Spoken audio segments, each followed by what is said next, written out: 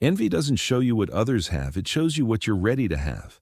No one wants to admit they envy, but we've all at some point felt that internal pang when seeing another shine, achieve, receive, enjoy. And although culture has taught us to hide that emotion as if it were a moral flaw, the truth is that envy is not weakness, it's direction. The uncomfortable truth is this: what you envy, you don't hate, you desire it, and even more so, you recognize it because it already exists in you, though you haven't activated it yet. Envy is the way your soul reminds you of what you came to embody, but have forgotten due to fear, judgment, or programming. This audiobook is not designed to judge, but to reveal. Here, you won't hear cliché phrases about positive thinking.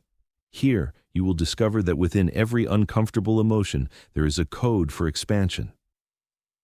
Throughout this journey, we're going to take envy, one of the most misunderstood emotions on the human plane, and turn it into an energetic ally.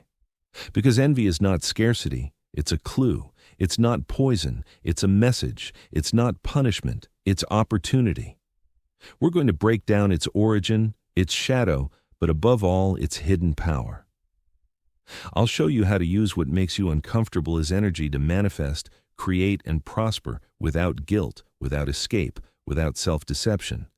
Because the soul doesn't want you to compare yourself, it wants you to awaken. And what you see in another today can be reflecting in you tomorrow, if you learn to read the secret language of repressed desire. Now, yes, let's begin. Chapter 1. What bothers you belongs to you. What you reject in another may be what you haven't yet activated in yourself. That discomfort, that subtle pang you feel when someone displays their success, their beauty, their freedom, or their power, isn't always judgment. Many times it's an uncomfortable reminder of a part of you that was buried by fear, comparison, or conditioning. Envy doesn't arise from what's foreign. It arises from what's yours, but unlived. You don't envy what you don't recognize as possible. That's why what intensely bothers you about someone else isn't their shine. It's your shadow.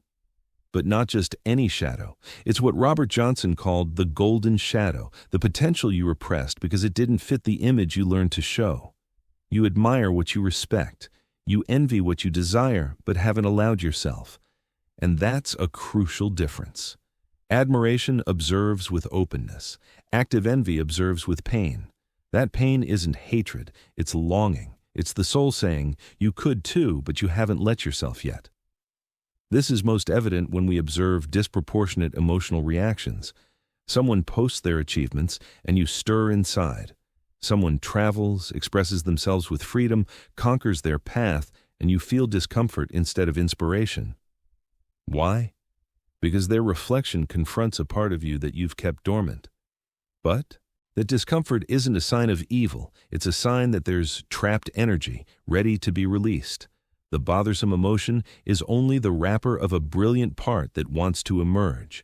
The question is, will you keep hiding it under judgment, or will you start to integrate it with courage? A very simple way to begin is this.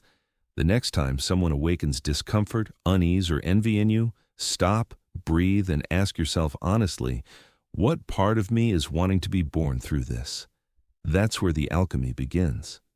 In the next chapter, we're going to reveal the hidden origin of this energy, how what we call envy often is born from desires repressed by norms, fear, or morality, because desire isn't the problem. The problem is not knowing what to do with it. Chapter 2. The forbidden desire, the true origin of envy. Envy isn't born from the other, it's born from desire that was denied. From very early on, culture, family, and morality teach us what's acceptable to want and what's not. Some desires are celebrated, others are punished, ridiculed, or silenced. And when a legitimate desire cannot be expressed, it doesn't disappear, it compresses. That repressed desire transforms into internal tension not because it's incorrect, but because it didn't find a healthy channel to manifest. So when you see someone living what you didn't allow yourself to want, money, freedom, expression, recognition, pleasure, the desire surfaces disguised as annoyance. That's envy, the pain of a possibility not activated. Louise Hay explained that the body doesn't become ill by chance. It responds to sustained emotional patterns, and sustained envy is one of the most corrosive, because it mixes desire with guilt. The body receives the contradictory message. I want that, but I shouldn't want it. That internal division generates energetic blockages that not only affect emotion, they affect biology. Repressed desire is usually encoded in specific areas of the body, in the chest as oppression or contained sadness, in the stomach as anxiety or frustration, in the throat as unspoken words, in the lower back as a sensation of not sustaining the life one longs for. The body becomes the living archive of everything we don't allow ourselves to desire openly. When a person observes another's success and feels irritation, emotional fatigue, or constant comparison, they're not reacting to the other. They're reacting to a part of themselves that was educated to conform. Envy doesn't signal lack, it signals direction. It indicates where vital energy wants to move. To begin releasing this burden, observe carefully where you feel the discomfort when envy appears. Don't justify it or reject it. Bring your breath to that area of the body and allow yourself to recognize the desire without judgment. You don't need to act immediately, just stop denying it. When desire is recognized, the energy stops hurting and begins to transform. In the following chapter, we'll go even deeper. You'll discover what emotional wound hides behind persistent envy and how that pain, far from being an obstacle, can become the most direct portal to your true power. Chapter 3. From wound to power, pain as portal. What you envy doesn't harm you, it points you. Behind every judgment, behind every annoyance at another's success or light, there's a part of you that's wounded, because it hasn't been allowed to shine. Envy isn't evil. It's pain disguised as rejection. And that pain has a root, an unvalidated story, an unrecognized talent, a desire not expressed for fear of not being enough. When the wound isn't recognized, it becomes judgment. You look at the other with resentment because their expansion confronts your repression. But when the wound is illuminated, it transforms into power. That's emotional alchemy, transforming pain into direction and discomfort into an internal map. Instead of asking why them and not me, you can start asking yourself, what part of me wants to awaken and doesn't dare? Every time another's achievement bothers you, another's beauty, another's freedom, you're not seeing the other. You're seeing a possible version of you that hasn't yet been expressed. That's the true wound, not what the other has, but what you haven't allowed yourself to reach. And here's the secret. The moment you assume that, you stop judging and start creating. A simple way to move through this stage is to do an internal inventory. Make a list of the people who bother you most because of what they have or are. Then, in silence, write what part of that you would like for yourself, what that person represents for your repressed self, what internal door would open if you stopped rejecting that image. In doing so, you realize something transformative. What you criticized was your own greatness asking permission to come out. In the next chapter, you'll discover how those external signals don't only activate your shadow, they also activate your light, because what you admire also belongs to you. Chapter 4. The Mirror of Abundance. What you admire speaks to you. Admiration isn't a compliment toward another, it's a coded message from the universe to you. That which dazzles you, inspires you, generates a spark in your heart isn't there by chance. It's there because a seed of that already exists in your field, but hasn't yet been expressed. The soul recognizes in the other what it came to activate in itself. The problem appears when you admire from distance, as if what's admired were reserved only for others. And that's where the energy of admiration is lost. It transforms into idealization, into dependency, into comparison. But if you manage to look at that light without idolatry or inferiority, you activate it. Because what you deeply admire is also you in potential. Rudolf Steiner, founder of anthroposophy, taught that human encounters aren't casual, but synchronicities of souls that reflect invisible fields. According to him, the way you react to another reveals where you are on the path. If you admire them from lack, you disconnect. But if you admire them from consciousness, you recognize yourself. The trick is knowing how to decode what you admire. What exactly does that which inspires you represent? Freedom, audacity, beauty, impact. It's not the other. It's the energy they emit. And if it touches you, it's because that energy is calling to manifest in you. The universe showed it to you so you remember that you can also emit it. A very simple but powerful practice. Create your activation map. Select 3 people you deeply admire, not for their fame, but for their energy, their way of living or creating, and write what exact quality they awaken in you.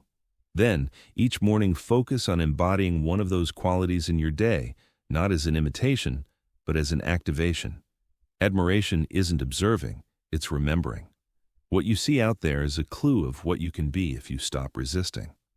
Abundance doesn't begin when you have, it begins when you activate what you already are. In the following chapter, you'll discover how that still latent energy, the one you already recognized outside, is also waiting for you to embrace the wounded part that blocks it, because envy is transmuted when the shadows integrated. There, we begin to convert what was repressed into living wealth. Chapter 5. Envy as Mission Indicator. What you envy points you to a part of you that wants to activate. It's not a defect, it's a direction. Instead of looking at envy as a moral error, it's time to see it as an energetic language that reveals the unexplored zones of your potential. Most people think their life mission will arrive as a celestial epiphany, but many times it arrives as discomfort. Envy appears when another person activates with their presence or achievements a part of you that hasn't yet been expressed. It doesn't hurt because the other has it. It hurts because you still don't recognize it in you. Unlike admiration, which inspires without conflict, envy generates internal friction because it touches something repressed. And that friction isn't punishment, it's a signal. It's like a vibrational alarm saying, there's something here that corresponds to you to explore. Elizabeth Gilbert, author of Big Magic, proposes that hidden desire often disguises itself as criticism or comparison, and if observed with sincerity, can lead us toward creativity, vocation, or even decisions that change our course. But for that, you need the courage to listen to the pain without disguising it as judgment. For example, a young person feels annoyance every time they see others creating digital businesses. They feel they do it for money, that it's superficial. But deep down, what bothers them is that they themselves have postponed their idea out of fear of failure. Envy, in this case, doesn't tell them they're wrong. It tells them, I also want to, but I've limited myself. This type of signal isn't confronted, it's decoded. A practical way to do it is to transform that reaction into a powerful question. What part of this would I like to allow in my life? What am I stopping myself from exploring out of fear, judgment, or habit? Envy isn't your enemy. It's a compass with fire. If you dare to read it without guilt, without denial, and without comparison, you'll discover that many times you don't need to invent your mission. You only need to stop repressing it. And now that you know how to read that internal calling in the form of discomfort, in the next chapter you'll learn how to transform that raw energy into conscious creation. Because yes, envy can become gold. It just needs inner alchemy. Chapter 6. Transmuting envy into gold. Envy isn't poison, it's unrefined metal. It doesn't need to be expelled, it needs to be alchemized. Behind every dense emotion, there's trapped energy that, when transformed, becomes pure fuel for your expansion. The art of transmutation isn't new. It's the basis of all serious esoteric practice, from ancient alchemy to contemporary quantum therapies, and although it may seem unattainable, its principle is simple. Convert what weighs into something that propels without denying, without judging, without repressing. Deepak Chopra, in his studies on emotional energy, teaches that every internal state has a frequency that can be elevated if consciousness, breathing, and presence are applied. Envy doesn't escape this rule. It's not something that should be eliminated. It's an emotion that must be traversed with energetic intelligence. Here enters the scene the archetype of the inner alchemist. It's not a mystical character in robes. It's that part of you capable of looking at what's uncomfortable without fleeing, of holding the pain without yielding, and of transforming comparison into clarity. When you act from that place, everything changes. Below are some powerful practices to initiate that transmutation. Alchemical breathing. When you feel envy, don't flee. Breathe deeply. Inhale for 4 seconds.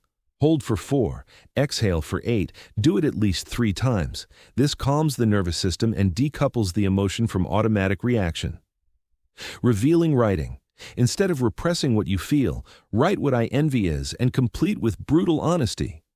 Then add, this reveals to me that I also desire. It's an act of sincerity that converts emotion into an internal map, integration visualization. Close your eyes and imagine that what you envy already lives in you, not as something external, but as an activated code within your field. Feel it as if it were already part of your identity. This isn't fantasy, it's vibrational recalibration. Alchemy affirmations. Don't use empty phrases like, I am successful if inside you don't believe it. Try integration affirmations like, I recognize the power I envy because it also exists in me or what I see in the other. It's a part of me awakening now.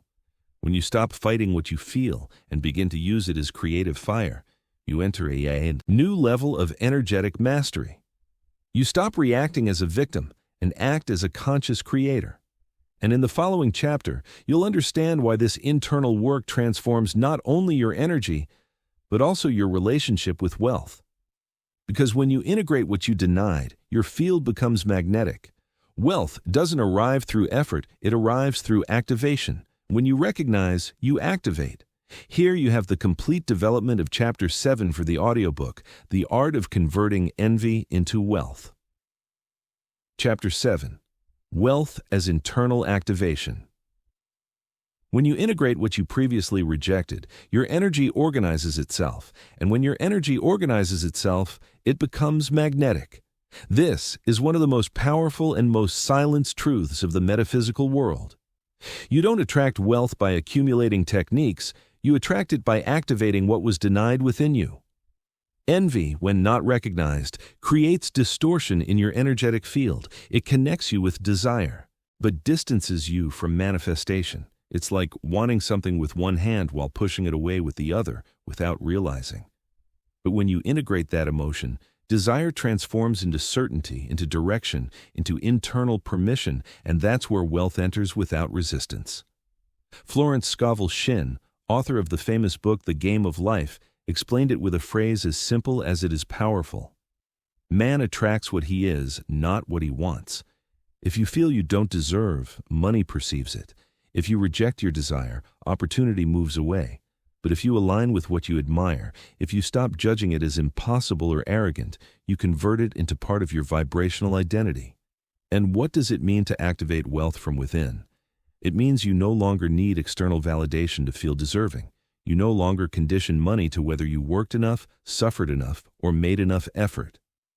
Activating wealth is sustaining the frequency of abundance without first waiting for physical proof.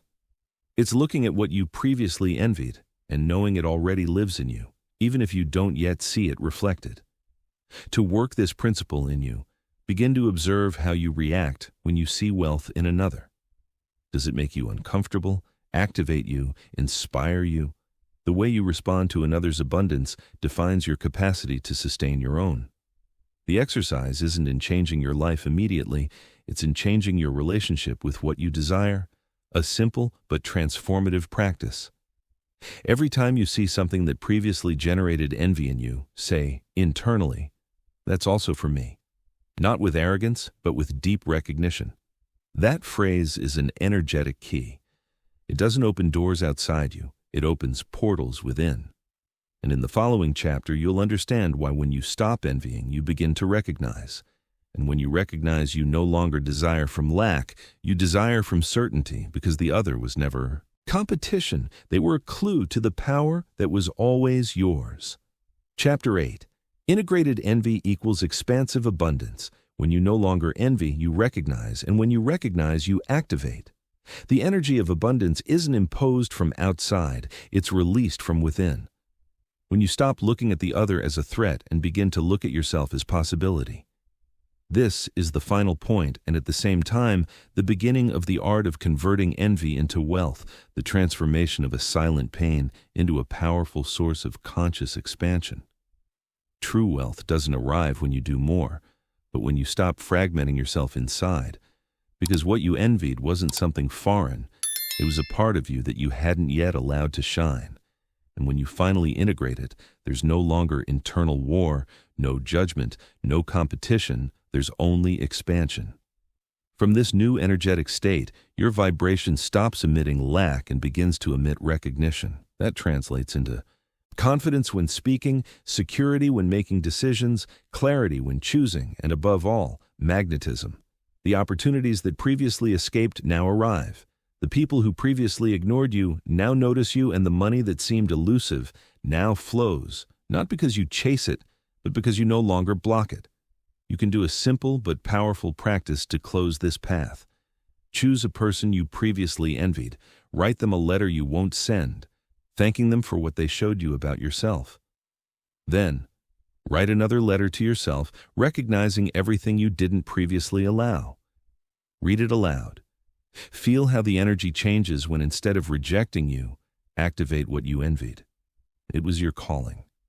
Perhaps envy wasn't the problem, but the clue. Perhaps the pain you felt wasn't weakness, but a map. Because the shadow doesn't exist to hide you, it exists to show you the path your soul is ready to walk. Today, you no longer envy, you recognize. And when you recognize, you create. Because true abundance isn't having more, it's being more of what you always were. And if this process resonated with you, I want to invite you to keep deepening. On this channel, you'll find other audiobooks that complement this journey. The metaphysics that does work, the mirror effect of abundance. Each one opens a new door to your internal power. If this message has awakened something in you, don't let it end here. Subscribe to this channel so you can continue this journey of transformation and self-discovery. Hit the subscribe button, activate the notification bell, and join a community of people who are ready to turn their shadows into light and their pain into power. Your next level of consciousness is waiting for you. See you in the next audiobook.